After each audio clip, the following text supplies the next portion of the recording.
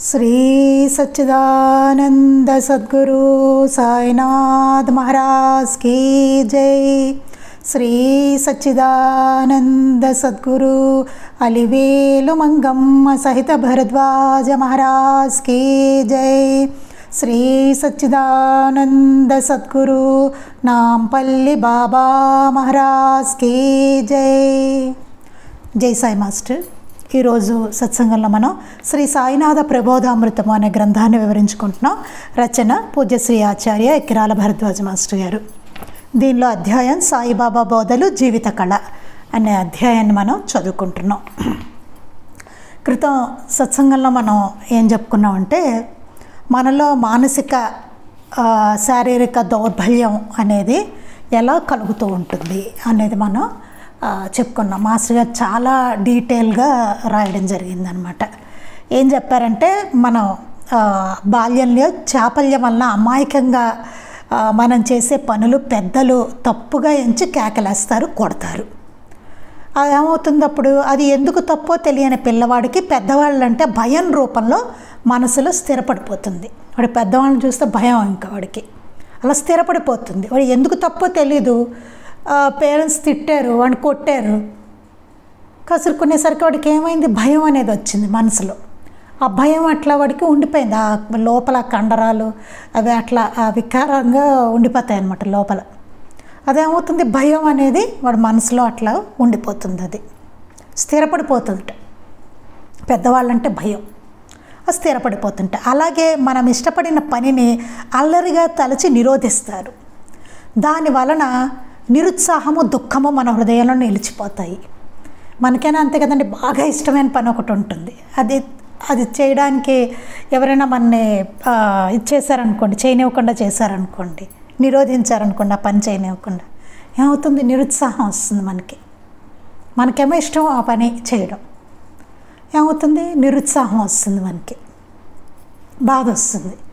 అలాగే మరి చిన్నపిల్లలకి ఇంకెంత ఇదిగా ఉంటుంది వాళ్ళకి, వాళ్ళ లేత మనసులకి కదా. దానివల్ల ఏమవుతుంది? నిరోధించినప్పుడు ఇష్టపడి చేస్తున్న దాన్ని అల్లరిగా అనుకుంటారు, వాళ్ళు అనుకుని నిరోధిస్తారు. దానివల్ల వాళ్ళకి ఏమవుతుంది? నిరుత్సాహము, దుఃఖము హృదయంలో నిలిచిపోతాయి. మనకిష్టం లేని పనులను మనకి శ్రేయస్కరమని చేయమని నిర్బంధిస్తారు. మనకిష్టం లేని పనులు మనం చిన్నప్పుడు ఎప్పుడో చాలా చూసుంటాం మనం. కానీ నిర్బంధన, నువ్వు చేసి తీరాలది అంటారు, నీకు మంచిది నువ్వు చేయాలంటారు కదా. అంతా నేను చెప్పుకున్నాం, మళ్ళీ ఒకసారి రివిజన్ అంతే. అంటే మనం అట్లా అయిపోయాం కాబట్టి మన పిల్లలనైనా సరిగ్గా మనం చూసుకోవాలని చెప్పి, అందుకోసం మనకిష్టం లేని పనులను మనకి శ్రేయస్కరమని చేయమని నిర్బంధిస్తారు. అలానే మనం తెలివి తక్కువగా చేసిన పనులను, మాటలను ఎగతాళి చేస్తారు. అది లజ్జగా నిలిచిపోతుంది, ఒక షై వస్తుంది వాళ్ళకి, వచ్చి అది కొంచెం లజ్జగా వాళ్ళకి నిలిచిపోతుంది. దాంట్లో ఎగతాళిగా చేసిన వాళ్ళు అట్లాంటి మాటలు అన్నా వాళ్ళని తెలివి తక్కువగా వాడు ఉన్నారని మనం ఏమన్నా చేసిన వాళ్ళని అలా లజ్జగా అయిపోతుంది. పైన మనం వివరించిన మనోదేహాల అవినాభావ సంబంధాన్ని అనుసరించి మనలో స్థిరపడిన ఈ భావాలకు అనుగుణమైన రీతిన శ్వాసక్రియ, శరీరంలోని కండరాలు ఒక వికార స్థితిలో స్థిరపడిపోతాయి. దీన్ని అనుసరించి, ఈ భావాలను అనుసరించి మన శరీరంలో ఏమవుతాయి? శ్వాసక్రియ, శరీరంలో కండరాలు ఇవన్నీ ఒక వికార స్థితిలో స్థిరపడిపోతాయి. ఉండవలసిన విధంగా ఉండవు, ఎలా ఉండకూడదు అట్లా తయారవుతాయి లోపల శరీరంలో. మన పైకి బాగున్నట్టే కనబడతాం, కానీ ఏమైంది? లోపల తేడా వచ్చేసింది, శ్వాసక్రియ తేడా వచ్చేసింది, ప్రాణచలనం అస్తవ్యస్తం అయిపోయింది. మనకి లోపలేమో కండరాలన్నీ వికార స్థితిలో ఉన్నాయి. చూడ్డానికి బాగానే ఉన్నాం పైకి, కానీ లోపల అంతా తేడా వచ్చేసింది మనకి. అలా స్థిరపడిపోయి అంటే ఏమైంది? ప్రాణచలనం అంతా అస్తవ్యస్తం అయిపోయింది అక్కడ. బాల్యం నుండి కారము మొదలైన వికారమైన అనుభవాలు అభ్యాసం చేస్తాం. బాగా కారాలు, ఉప్పులు చిన్నప్పటి నుంచి బాగా తిని అది అభ్యాసం అయిపోతుంది. పెద్ద అయ్యేసరికి అది లేకపోతే మనకి కుదరదు, తినలేం కదా. వెంటనే చూడండి, కారం తక్కువ, ఉప్పు తక్కువ ఉంది, నోట్లో పెట్టుకున్నాం అనుకోండి, ఏంటి చప్పగా ఉంది అనిపిస్తుంది. ఏంటంటే చిన్నప్పటి నుంచి అది మనకు అభ్యాసం అయిపోయి వికారమైన అనుభవాలు అని రాశారు. చూడండి మాస్టర్ గారు ఎట్లా రాశారు. బాల్యం నుండి కారము మొదలైన వికారమైన అనుభవాలు అభ్యాసం చేస్తాం. వాటిని ఓర్చే నరాల బిగింపు మనకు స్వాభావికమై వాటికి అలవాటు పడిపోతాం. ఇవన్నీ కలిసి మనకు పై చెప్పిన వికారాలను దౌర్బల్యాలను కలిగిస్తాయి. అంటే మనం తినే ఆహారం కూడానండి ఇట్లాంటి వికారాలను దౌర్బల్యాన్ని కూడా కలిగిస్తుందట. జపధ్యానాదులు వివేక వైరాగ్యాదులు సాధించలేని దుర్భరులను చేస్తాయి. జపధ్యానాదులు చేయలేము, దేన్ని సాధించలేము, అట్లా తయారైపోయి దుర్భరంగా తయారవుతాం. అందుకనే మన పూర్వ ఋషులు గుర్తించే తిరిగి శారీరగత కండరాలు స్థిరపడిపోయిన వికారభూయిష్టమైన బిగింపులను సడలించేందుకు అవగాహనతో తగిన వ్యాయామాలు ఏర్పరిచారు. ఇట్లా జరుగుతుందని తెలిసే వాళ్ళు ఏం చేశారు, ఋషులు చక్కటి అవగాహనతోటి ఆ బిగింపులన్నీ సడలించేందుకు కొన్ని వ్యాయామాలను ఏర్పరిచారు ఋషులు. అదే యోగా, ఇవన్నీ కూడా అవే అనమాట. ఈ సత్యాన్ని నేడు పాశ్చాత్య శారీర శాస్త్రజ్ఞులు గుర్తిస్తున్నారు. అప్పుడు ఋషులు ఏర్పరిచిన దాన్నే ఇప్పుడు పాశ్చాత్య శాస్త్రజ్ఞులు దాన్ని గుర్తించి అబ్బో వావ్ అంటున్నారు. వాళ్ళు చెప్తే కానీ మనం వినమన్నమాట. అట్లా తయారయ్యాం మనం. విల్హెల్మ్ రిచ్, లోవెన్ వంటి వారు ప్రయోగాత్మకంగా ఈ విషయాన్ని నిరూపించి ఎన్నో మానసిక వ్యాధులను అట్టి వ్యాయామాల ద్వారా నివారిస్తున్నారు. అట్లాంటి వ్యాయామాలని చేయడం ద్వారా ఇలాంటి బిగింపులు తొలుగుతాయని చెప్పి చాలా మానసిక వ్యాధులు కూడా వాళ్ళు అట్టి వ్యాయామాలతోటి తగ్గిస్తున్నారట. అది అట్టి చికిత్సా విధానాలను వెజిటోథెరపీ, బయో ఎనర్జీ థెరపీ అని వ్యవహరిస్తారు. ఈ చికిత్సనే వెజిటోథెరపీ అంటారట, బయో ఎనర్జీ థెరపీ అంటారట. ఇట్లా చేయడాన్ని అట్లాంటి వ్యాయామాలు ఉపయోగించి ఎన్నో మానసిక రోగాలని వాటిల్ని కూడా తగ్గిస్తారట. ఈ సత్యాన్ని గుర్తించారు కనుకనే విదేశాలలో యోగ విద్య అనూహ్యమైనంతగా ప్రఖ్యాతి గడించి మన దేశం నుండి విచ్చేసిన యోగులకు ఆ దేశాల వారు బ్రహ్మరథం పట్టేలా చేస్తున్నాయి. ఇప్పుడు చూడండి, యోగా అనేటప్పటికీ వేరే దేశాల వాళ్ళు అబ్బో అసలు ఇక్కడి నుంచి యోగా వాళ్ళు వెళ్ళారంటే బ్రహ్మరథం పడతారు. వాళ్ళు యోగా చేస్తారంటే ఎందుకని వాళ్ళు గుర్తించారు, దాని ఉపయోగం ఏంటో గుర్తించారు. ఈ సత్యాలను గుర్తించని మన మేధావులు గుడ్డిగా ఇట్టి ఆధ్యాత్మ విద్య అనబడి యోగాన్ని గూర్చి, యోగుల గురించి వెర్రి విమర్శలు చేసి దేశానికి ఎంతో కీడు చేస్తూ సమాజాన్ని సంస్కరిస్తున్నాం అనుకుంటున్నారు. ఈ యోగ విద్య అంటే ఈ యోగా అనే కాదండి, స్పిరిచువల్ కూడానండి.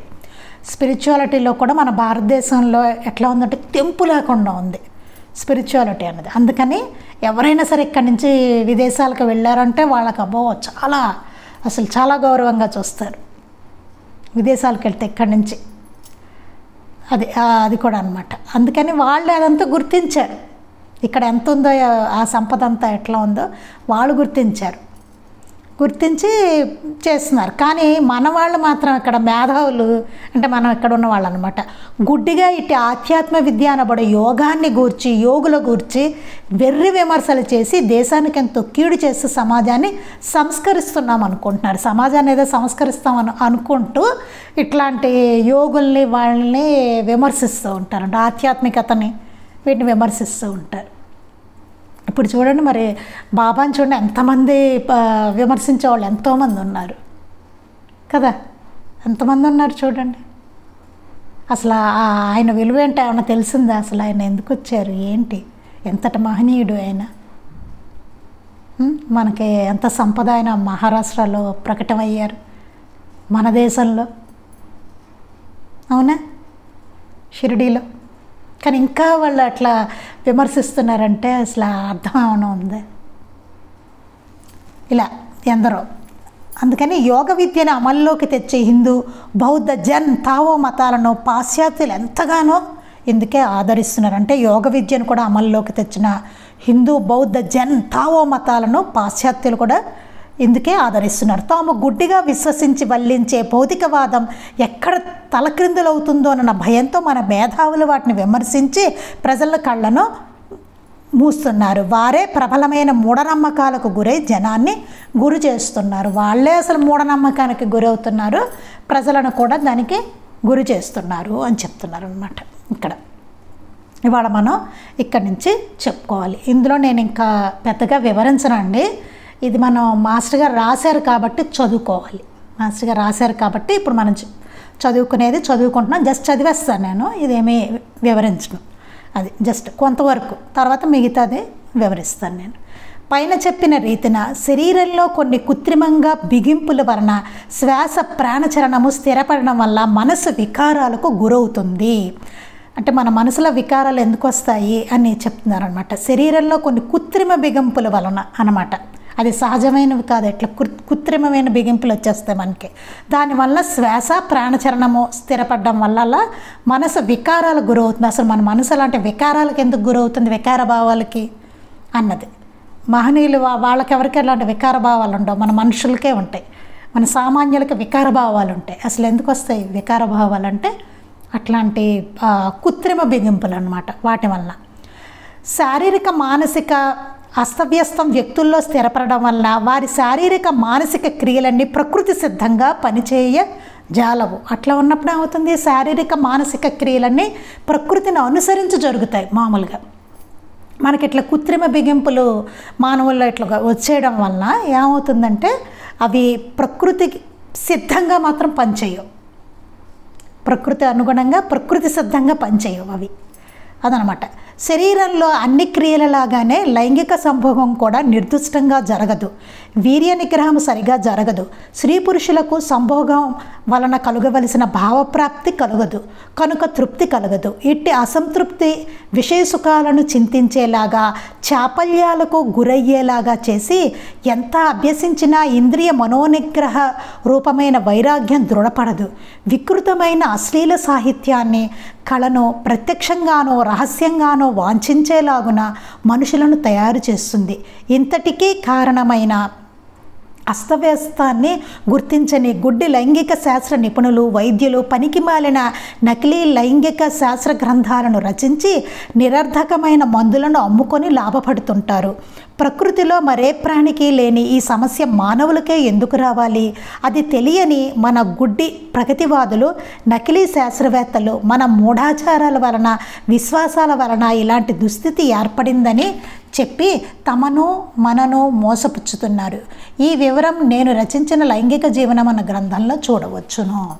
అంటే మాస్టర్ గారు మిగతా జంతు జాలాలకు లేని సమస్యలన్నీ మానవులకే ఎందుకు వస్తున్నాయి అన్న దాని గురించి మాస్టర్ గారు ఇక్కడ వివరిస్తున్నారు అన్నమాట. అది ఇలా మనలో బాల్యం నుండి స్థిరపడిన కృత్రిమమైన అస్తవ్యస్తాన్ని తొలగించి మరలా సహజమైన స్వస్థతను చేకూర్చడానికి ఇంతటి పరిజ్ఞానం గల ఋషులు ఆసనాలను, సూర్య నమస్కారాలను, కరాటే, కుంఫు వంటి వ్యాయామాలను ఏర్పరిచి ప్రాణాయామాన్ని రూపొందించారు. మనకి ఇలాంటి రకరకాల విషయాల్లో బిగింపులు ఉండిపోతాయి అన్నమాట.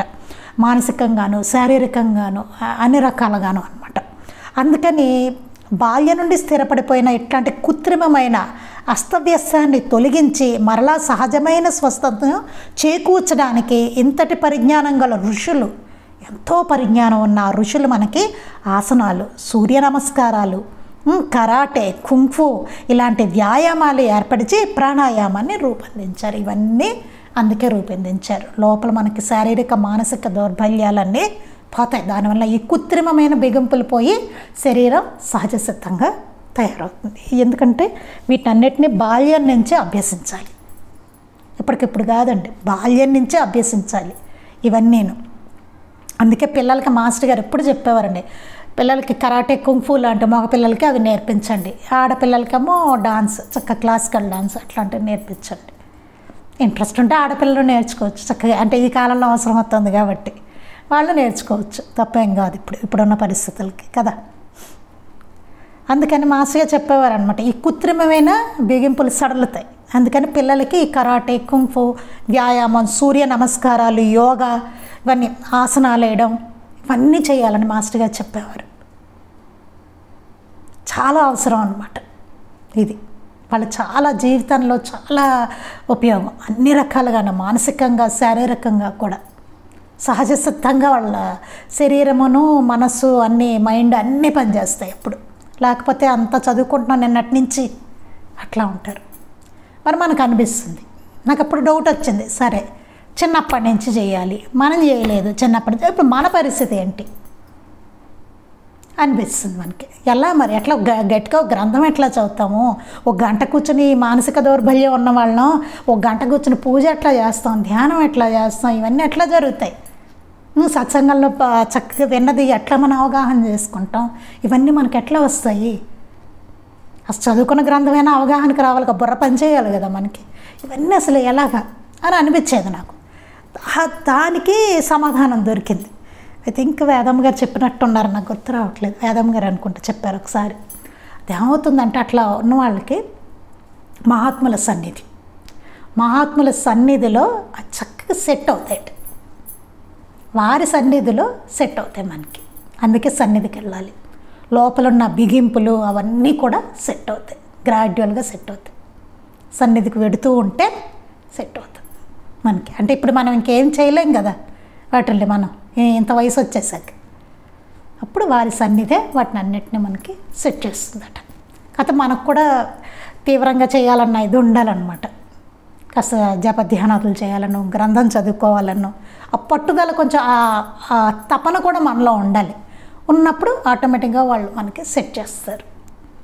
అది ఏదో వెళ్ళాలే వచ్చాంలే అన్నట్టు కాకుండా వారికి కాస్త మనం మరో వినిపించుకుంటే, పారాయణ శ్రద్ధగా చేయలేకపోతున్నామనో, ఏదో గుర్తుండట్లేదు ఏదైనా వారికి చెప్పుకున్నాం అనుకోండి, చక్కగా సెట్ అవుతాయి అన్నీ. ఒక్కోసారి మనం చెప్పుకోకపోయినా సెట్ అవుతాయి, కానీ వారు చేస్తారు. కానీ మామూలుగా మన వైపు నుంచి అనమాట మన ప్రాబ్లం ఏంటో వారికి వివరించుకున్నప్పుడు మనకి సెట్ అవుతాయి అన్నమాట. మహాత్ముల సన్నిధే, వారి సన్నిధి చాలు, వారి అనుగ్రహంతోనే అవన్నీ సెట్ అవడం అనేది జరుగుతుంది. అది నాకు చాలా డౌట్ ఉండేది, అలా ఇప్పుడు ఎలా మరి, అయ్యో మనం అట్లా పెరగలేదు కదా, అట్లాంటి కుటుంబాల్లో మనం పుట్టలేదు, వాళ్ళకి తెలియదు మన పేరెంట్స్కి ఎట్లా పెంచాలో, పిచ్చి పిచ్చిగా పెరిగిపోయాం మనం, ఎలాగా అనిపించేది. అది దాని మొన్న చెప్పాను, తర్వాత చెప్తాను. అందుకని మన పిల్లలకి ఇప్పటి నుంచి మనం చక్కగా వాళ్ళని తయారు చేయాలన్నమాట. అది చెప్పారు. అది తెలియక మన దేశంలో కూడా పేరు మోసిన గురువులు స్వాములు ఆధునికంగా నూతనంగా కనిపించి జనులకు మోక్షానికి అడ్డదారి చూపిస్తామని ప్రలోభపెట్టి శిష్య ద్రవ్య సంచయనం చేయగోరి మన పూర్వులు వ్యర్థంగా అట్టి వ్యాయామాల పేరిట కృత్రిమమైన భంగిమలను, అసహజమైన శ్వాస ప్రక్రియలను ప్రచారం చేశారని బొబ్బలు పెడుతున్నారు. కొంతమంది ఏం చేస్తారు, అడ్డదారులు వెళ్ళి ప్రలోభ పెట్టి ఇవన్నీ ఈ యోగాలు చేసేవాళ్ళు ఇది చేయడం ఇవన్నీ ఏం కాదు, ఆ ఋషులు వాళ్ళందరూ మన పూర్వం వాళ్ళు కృత్రిమమైన భంగిమలన్నీ ప్రవేశపెట్టారు అని చెప్పి ప్రచారం చేస్తారట. వీరికి శారీరక శాస్త్రము తెలియదు, మనస్తత్వ శాస్త్రము తెలియదు, జీవన కళ తెలియదు. వాళ్ళకి అసలు ఏమీ తెలియదు, శారీరక శాస్త్రం తెలీదు, మానసిక శాస్త్రం తెలీదు, అసలు జీవన కళ అంటే ఏమిటో తెలియదు. ఈ జీవించడం అనేది ఒక కళ, అది కూడా వాళ్ళకి తెలియదు. ఎట్లా జీవించాలో కూడా కళ, మనిషి ఎట్లా జీవించాలనేది కళ, అది కూడా తెలియదు వాళ్ళకి అని చెప్తున్నారు. వాళ్ళకి తెలియకనే వారు అంధులైన ప్రగతివాదులు, భౌతికవాదులు చేస్తున్నట్లు ప్రజలను పక్కదారి పట్టిస్తున్నారు. నిర్విరామంగా సేవా కార్యక్రమాల్లో భక్తులు నిమగ్నమైతే వికారాలు తొలగి శాంతి సౌఖ్యాలు ప్రాప్తిస్తాయని వీరు భ్రమపడుతున్నారు. వీళ్ళు ఏమనుకుంటున్నారు, నిర్విరామంగా ఏమైనా సేవా కార్యక్రమాలు వాటిల్లో నిమగ్నమైపోతే కనుక శారీరక ఈ వికారాలన్నీ తొలగి శాంతి సౌఖ్యాలు వస్తాయి అని చెప్పి భ్రమలో ఉంటున్నారు అంటున్నారు. శారీరక మానసిక ప్రాణస్థాయిలో స్థిరపడిన అస్తవ్యస్తాలను సరిదిద్దకుండా కేవలం తత్ఫలితాలైన వికారాలను పక్కకు నెట్టివేస్తే అవి క్షాళన కావు సరికదా. మనస్సులో మన ప్రత్యక్ష ప్రజ్ఞకు అందని లోతులకు నెట్టబడి ఎప్పుడో ఒకప్పుడు బ్రద్దలవడమో లేక శారీరక మానసిక స్వస్థత అర్థం కాని రీతిన తారుమారు చేయడమో జరిగి తీరుతుందని నేటి మనస్తత్వ శాస్త్రం ప్రయోగాత్మకంగా నిరూపిస్తుంది. ఇక్కడ చాలా ఇదిగా చెప్పారు చూడండి. ఈ శారీరక మానసిక ప్రాణస్థాయిల్లో స్థిరపడిన అస్తవ్యస్తాలను సరిదిద్దకుండా, అవి సరి అవ్వకుండా మిగతావన్నీ చేస్తూ ఉంటే కనుక ఇవన్నీ పక్కకే నెట్టబడతాయట. అవి మనసులో అవి క్షాళన అవ్వకుండా పక్కకు నెట్టబడి ఎప్పుడో ఒకప్పుడు బద్దలైపోతుంటాయి. శారీరక మానసిక అస్వస్థత వచ్చేస్తుంది. దానివల్ల అది ఉపయోగం ఉండదు. మొదట లోపల సెట్ అవ్వాలి, అది సెట్ అయితే కానీ మిగతా కుదరవు. అది తెలియక ఇట్లా సేవా కార్యక్రమాలు ఎడిట్ చేయండి, అది చేయండి, అప్పుడు అన్నీ వచ్చేస్తాయి, మీకు అంత సెట్ అవుతుంది, అబ్బాయి అట్లా జరగదని చెప్తున్నారు. అక్కడ అర్థం కానట్టుగా అది తారుమారు చేసేస్తుంది మన పరిస్థితి. మానసిక శారీరక పరిస్థితులు. అందుకని అట్టి ఆధునిక గురువులు చెప్పినదే నిజమైతే మన ప్రాచీన ఋషులు అట్టి క్రమశిక్షణను విధించేవారు కాదు. ఒకవేళ అదే కనుక నిజమైతే కనుక ఇట్లా ఏవో కార్యక్రమాలు చేసుకుంటూ ఉంటే మీకు తగ్గిపోతుంది, మీరు మామూలుగా చక్కగా శాంతి వచ్చేస్తుంది, తృప్తి వస్తుంది, లోపల మీకు అంతా సెట్ అవుతుంది అంటే కనుక ఆధునిక గురువులు ఇప్పుడు చెప్తున్నది అయితే కనుక, ఒకవేళ అదే నిజమైతే కనుక మన ప్రాచీన ఋషులు ఇలా క్రమశిక్షణను విధించేవారే కాదు. ఇట్లాంటి యోగాసనాలు, సూర్య నమస్కారాలు, ప్రాణాయామాలు ఇవన్నీ మన ప్రాచీన ఋషులు అసలు ఆసనాలు కానీ ఇవన్నీ అసలు ఈ ఆధ్యాత్మిక విద్య కానీ ఇదేది వాళ్ళు విధించేవారికి ఎట్టి క్రమశిక్షణ ఉండేది కాదు. ఒకవేళ అదే నిజమైతే కనుక అది వారు చెప్పినది మనకు అర్థమయ్యే లోపల విశ్వసించి వారు చెప్పినది పాటించడమే శ్రేయస్కరం. మనకి ఇదంతా అర్థమయ్యే లోపల అర్థం కాదు, మనకి ఏ శారీరక మానసిక శాస్త్రము జీవన కళ ఇవేమి మనకు తెలియవు కదా. అందుకని ఏం చేయాలంటే ముందు అది అర్థమయ్యే లోపల, తర్వాత అర్థం చేసుకుందాం, దాని గురించి అర్థం చేసుకుందాం. ఈ అర్థం చేసుకునే లోపల మన ఋషులు చెప్పిన దాన్ని విశ్వసించండి. విశ్వసించి వారు చెప్పినది పాటించడమే శ్రేయస్కరం. వాళ్ళు చెప్పింది పాటించండి, అదే శ్రేయస్కరం మనకి అని చెప్తున్నారు. యోగాసనాలు ప్రాణాయామం మన ప్రాచీనులు చెప్పినట్లు ఆచరించగలిగితే వికారాలు వాటంతట అవే పోతాయి. ఇక్కడ క్లాస్ చెప్పారు చూడండి, యోగాసనాలు ప్రాణాయామము మన ప్రాచీనులు చెప్పినట్లు, మన ప్రాచీనులు ఎట్లా చెప్పారో అట్లా ఆచరించాలి. అంతే తప్ప ఇప్పుడేవో కొత్త వీళ్ళు వచ్చారు కదా అట్లా కాదు, మన ప్రాచీనులు ఎట్లా చెప్పారు అలా ఆచరించాలి. చేస్తే ఏమవుతుంది, వాటంతట అవే వికారాలు పోతాయట. కానీ ఇది ఎవరికో కానీ సాధ్యపడదు. మరి చూడండి మనకి ఎలా పెట్టారు, పోనీ ఏమైనా అట్లా ఏమైనా చేద్దామా అంటే, కానీ ఇది ఎవరికో కానీ సాధ్యపడదు అంటున్నారు. ఈ సంగతి గుర్తించి ఆ రెండూ కలిసి ఒకే ప్రక్రియగా సామాన్యులకు చాలినంతగా జరిగేలాగా కరాటే, కుంగ్ఫు విద్యలను తరువాతి యోగులు రూపొందించారు. ఇవన్నీ వీళ్ళు ప్రాణాయామాలు, యోగాసనాలు ఈ ప్రాచీన పద్ధతి వాళ్ళు చెప్పినట్టుగా చేయడం అనేది జరగట్లేదు. అందుకని వీళ్ళు ఏం చేశారు, ఇది ఎవరికో కానీ సాధ్యపడేది కాదు. అందుకని ఏం చేశారు, ఈ సంగతి గుర్తించి ఏం చేశారు, ఈ రెండూ కలిపి జరిగేలాగా ప్రాణాయామం జరగాలి, యోగాసనాలు జరగాలి మనలో లోపల. అందుకని ఏం చేశారు, సామాన్యులకు చాలినంతగా జరిగేలా, మన సామాన్యులం కాబట్టి చాలినంతగా జరిగేలాగా కరాటే, కుంగ్ఫు విద్యలను తరువాత యోగులు రూపొందించారట. తరువాత వచ్చిన యోగులు ఏం చేశారంటే కరాటే, కుంగ్ఫు లాంటి విద్యలను వాళ్ళు మనకి తీసుకొచ్చారు. ఎందుకంటే అంత పెద్ద పెద్ద ఇవి మనం చేయలేం కాబట్టి, ఆ ప్రాచీన ఋషులు చెప్పినట్టుగా మనం చేయలేం కాబట్టి మనకు అవసరమైనంతగా వాళ్ళు కరాటే, కుంగ్ఫు లాంటివి తీసుకొచ్చారు. ఆ ఫలితాన్ని మనం దీని ద్వారా పొందడం కోసం అనమాట. ఈ విద్యలు అందరూ అభ్యసించే యోగ్యమైనవి, ఇవి అందరూ నేర్చుకోవచ్చు కదా కరాటే, కుంగ్ఫు లాంటివి. అందుకోసం ఇవి కొంతైనా అభ్యసించక శారీరక మానసిక మాంద్యరూపమైన అశక్తతను అతిక్రమించి సాధన సక్రమంగా చేయ సాధ్యం కాదు. ఇవన్నీ కొంతైనా అభ్యసించాలి. అభ్యసించకుండా మనం సాధన సక్రమంగా చేయడం అసలు సాధ్యమే కాదని చెప్తున్నారు మాస్టర్ గారు. ఇక్కడ ధర్మరక్షణ సాధ్యం కాదు, ధర్మరక్షణ కూడా పనికిరాదట. అంటే శరీరము మనసు సంసిద్ధంగా ఉండాలి ఇవన్నీ చేయాలంటే అని చెప్తున్నారు. మనం ఏమనుకుంటాం, ఆధ్యాత్మికత అంటే ఒక గ్రంథం తీసుకుని చదివేస్తే చాలు అని అనుకుంటాం, కానీ కాదు. చూడండి ఎన్నున్నాయో ఇందులో. ఎందుకు మనం చేయలేకపోతున్నాం అంటే కారణాలు ఇవన్నీ అన్నమాట. అందుకని ధర్మరక్షణ కూడా సాధ్యం కాదట ఇవన్నీ చేయకుండా. అంటే ఏ శాంతి ఆనందాలను ఆశించి మనం జీవిస్తున్నామో, జీవితాంతం ఎంతో కృషి చేస్తున్నామో అది లభ్యం కాక వ్యర్థ శ్రామికుల్లాగా చనిపోతాము. దేనికైతే మనం జీవిస్తున్నామో ఏ శాంతి ఆనందాల కోసం అది మనకు లభ్యం అవదు, లభ్యం కాక వ్యర్థ శ్రామికుల్లాగా మనం చనిపోతాం అని చెప్తున్నారు. వీటిని అభ్యసిస్తే శారీరక స్వస్థత చేకూరి దాంపత్యం అత్యంత తృప్తిదాయకంగా జరిగి మనోవికారాలకు ఆవశ్యకత ఉండదు. అప్పుడు ధ్యానంలో ఏకాగ్రత కోసం అట్టే శ్రమించని అవసరం లేదు. ధ్యానానికి కూర్చునే ముందు తగుమాత్రంగా వ్యాయామం చేసి శ్వాస స్థిరపడగానే కూర్చొని చూస్తే ఇది ఎంత వాస్తవమో అందరికీ తెలుస్తుంది. ఎప్పుడైనా ధ్యానం చేసే ముందట ఏకాగ్రత మనకి కోసం ముందు కొంచెం వ్యాయామం చేయాలట. ఎప్పుడు మెడిటేషన్ చేసే ముందు వ్యాయామం చేయాలట కొంత. అప్పుడు శ్వాస స్థిరపడిన తర్వాత కూర్చోవాలట, అప్పుడు ధ్యానం చేయి అని చెప్తున్నారు. అప్పుడు చూడండి మీరు తేడా అంటున్నారు. అట్టి క్రమశిక్షణను మన బిడ్డలకు అభ్యసింపజేస్తే వారు అశ్లీలమైన సాహిత్యం కోసం, సినిమాల కోసం పరుగెడరు. ఇవన్నీ డిసిప్లిన్ చక్కగా వాళ్ళకి అభ్యసింపజేస్తే, కరాటే, కుంఫు లాంటివి నేర్పించడం, లేకపోతే చక్క సూర్య నమస్కారాలు చేయించడం, ఇవన్నీ వాళ్ళ చేత కొద్దిగా ధ్యానం చేయించడం, ఇవన్నీ చేస్తే కనుక వాళ్ళు ఇప్పుడు మనం చూస్తే ఎట్లాంటి సినిమాలు వస్తున్నాయండి. అసలు ఇట్లాంటి సినిమాలు ఎందుకు తీస్తున్నారు? ఫస్ట్ ఆఫ్ ఆల్ ఎందుకు జనాలు చూస్తున్నారు? ఎందుకంత వికారాలు మనసులో వస్తున్నాయి? ఇది చెప్పుకొని తీరాలి ఇప్పుడు మనం. ఎందుకు వస్తున్నాయి అసలు? ఈ సమాజంలో ఎందుకు ఇట్లా తయారయ్యారు? ఈ దౌర్బల్యం ఎందుకు వచ్చింది? అవన్నీ కోరుకునేంత దౌర్బల్యం ఎందుకు వచ్చింది? చూసేవారు, తీసేవాళ్ళు అందరిలోనూ.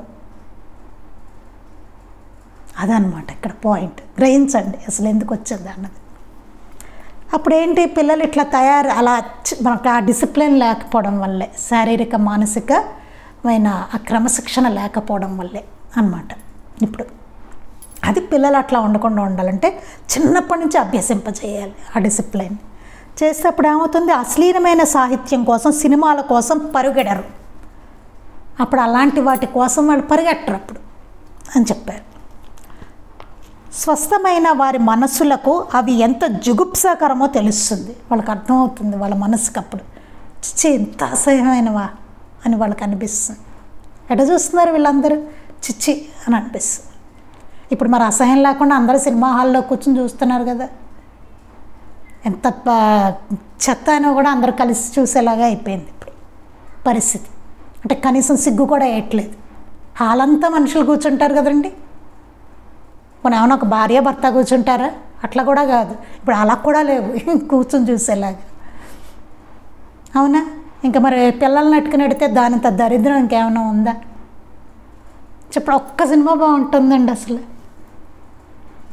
సినిమా వరకు కూడా అక్కర్లేదు, ఒక పాట వినండి. అసలు ఏమనాలి, ఆ లిరిక్స్ ఏంటి అసలు?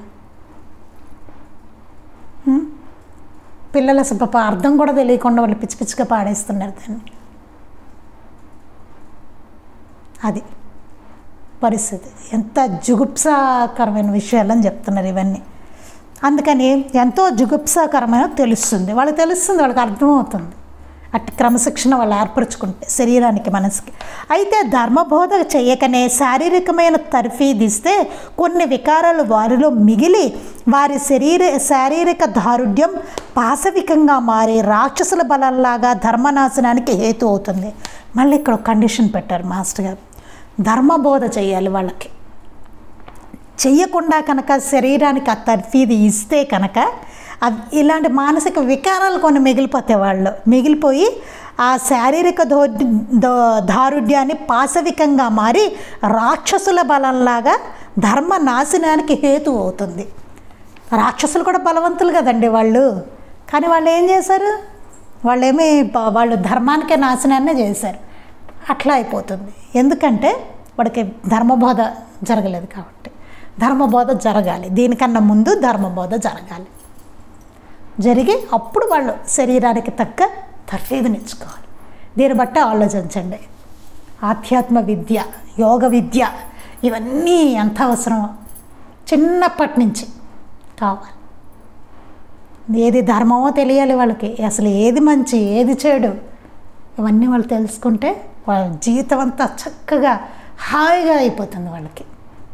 మాస్టర్ గారి జీవితం ఉదాహరణ చూడండి. వాళ్ళ నాన్నగారు అసలు ఎట్లా పెంచారు వాళ్ళ పిల్లల్ని. మాస్టర్ గారు, తండ్రి గారు, అనంతాచారి గారు, అది పెంపకం అంటే, అది పిల్లల పెంపకం అంటే. ఒక్కొక్కళ్ళు ఎట్లా తయారయ్యారండి. అలా ఉండాలి పిల్లలంటే,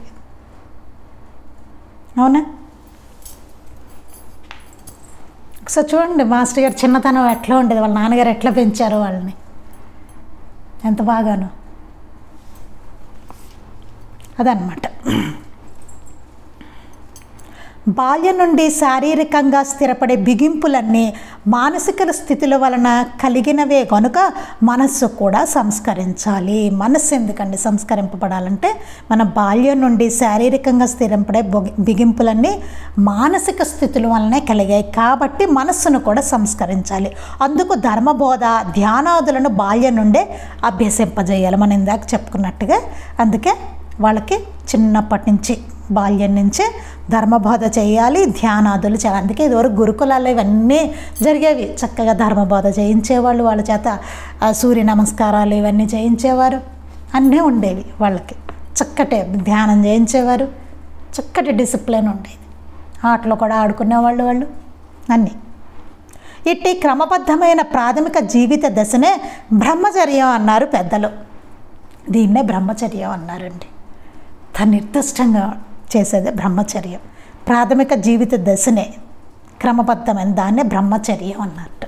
అట్లా ఉండడాన్నే బ్రహ్మచర్యం. మరి ఇప్పుడు బ్రహ్మచర్యం ఉంటుందండి. బ్రహ్మచర్యం అంటే ఏదో పెద్ద తప్పే జరగక్కర్లేదు. అందులో ఏ తేడా వచ్చినా బ్రహ్మచర్యం సరిగ్గా లేనట్టే, చిన్న తేడా వచ్చినా సరే అంతే కదా. ఇంత డిసిప్లిన్ ఉండాలి బ్రహ్మచర్యం అంటే. ఎక్కడుంటుంది ఇప్పుడు పిల్లల్లో ఇంత డిసిప్లిన్ అసలు? అందుకే శారీరక మానసిక దౌర్బల్యాలు వస్తున్నాయి. ఈ డిసిప్లిన్ లేదు కాబట్టి వాళ్ళకి. మరి కరాటే కుంగ్ఫూలు చేయట్లేదు, ధ్యానం చేయట్లేదు, యోగాసనాలు చేయట్లేదు, సూర్య నమస్కారాలు చేయట్లేదు, మెడిటేషన్ చేయట్లేదు. వీళ్ళు ఏం చేయట్లేదు, పుస్తకాలు ముందు పడేసుకుంటారు, లేకపోతే సినిమాలు కడతారు, లేకపోతే తిరుగుతారు, లేకపోతే అమ్మా నాన్నల మీద అరుస్తారు కదా. ఎందుకు జరిగింది పాపం వాళ్ళని అనకూడదు, మనదే తప్పు. మన పెద్దవాళ్ళు, మన జనరేషన్స్ ఇప్పుడు ఇంకా దారుణంగా అయిపోయింది అనుకోండి. కాస్త కోస్త ఉందేమో, అది కూడా పోయింది. ఇప్పుడు ఎవరు అక్కడక్కడ ఇళ్ళల్లో నేను ఏమన్నా చేస్తూ కనిపించేవాళ్ళేమో. ఇప్పుడు ఆడుకునే పిల్లలు కూడా తగ్గిపోయారు కదా, కనీసం ఆటలు కూడా లేవు వాళ్ళకి, అది పోయింది. కరాటే కుంగ్ఫూ కాదు కదా, బేసిక్, అది కూడా పోయింది. ఆడుకోవడం అనేది శరీరానికి అవసరం కదా, అది కూడా పోయింది. అది లేదు. ఇప్పుడు స్కూళ్ళు పుస్తకాలు చదువులే మిగిలి. గట్ట బాగుంటారు వాళ్ళు. ఏమవుతుంది? అనారోగ్యాలు రాకేమవుతాయి, అన్నీ వస్తున్నాయి. ఇప్పుడు చిన్న వయసుల్లోనే షుగర్లు అన్నీ, థైరాయిడ్లు, షుగర్లు, రోగాలు కూడా. అది మన పరిస్థితి అన్నమాట. అది బ్రహ్మచర్యం అంటే అట్లా ఉండేది. అది ఇంకా చాలా చెప్పారండి మొత్తం. ఇంకా దీని గురించి చదువుకుంటూ మాస్టర్ గారు చెప్పారు. ఇప్పుడు మనకు సమయం కొంచెం తక్కువ అయిపోయింది కదా, అందువల్ల మిగులుతుంది, మనం మళ్ళీ చెప్పుకుందాం. ఈలోపు ఒకసారి అన్నీ రిఫర్ చేసుకుని చదువుకోండి. మళ్ళీ నాకు శనివారం ఆదివారం కుదరదు.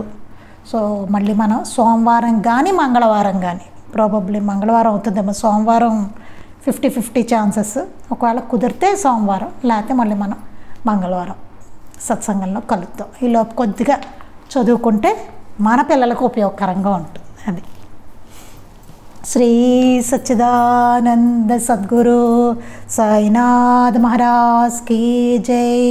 శ్రీ సచ్చిదానంద సద్గురు అలివేలు మంగమ్మ సహిత భరద్వాజ మహారాజ్ కీ జై.